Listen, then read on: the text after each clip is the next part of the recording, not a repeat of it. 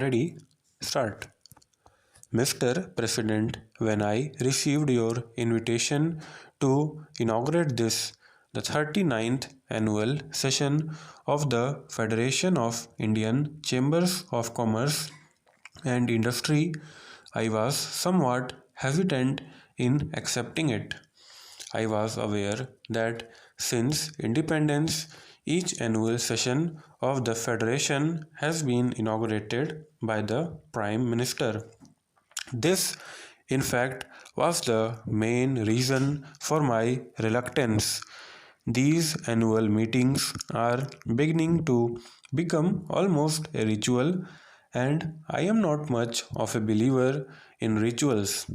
I am also not happy about the tendency to turn to the Prime Minister to inaugurate every function of importance and to consider that a function which is not inaugurated by the Prime Minister is only of second rate importance.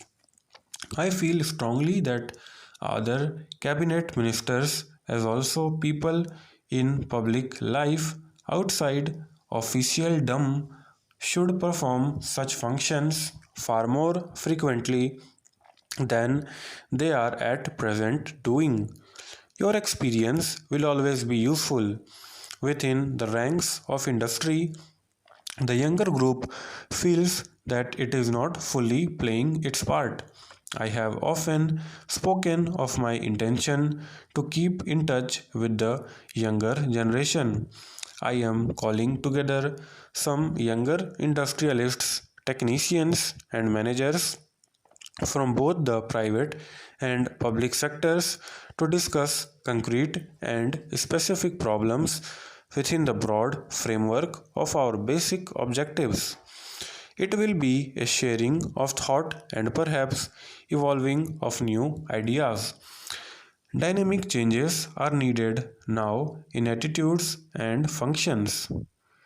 In your address, Mr. President, you have pointed out that India is still a depressingly poor country and expressed concern that we have not succeeded well enough in our effort to fight poverty and develop our economy.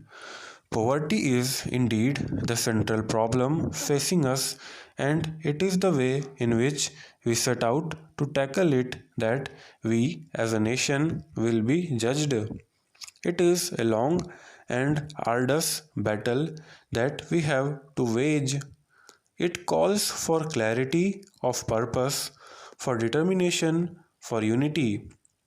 It demands of us all the perseverance, the discipline, the hard work of which we are capable. Slowly and steadily, we shall be building a new and progressive nation in which even the poorest in our country will be able to enjoy a minimum level of living.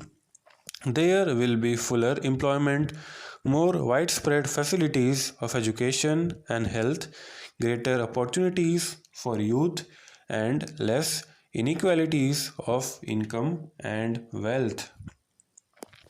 After you had shown so clear a recognition of the challenge of our situation, I was a little disappointed, Mr. President, to hear you suggest that we would be well advised to have a smaller fourth plan.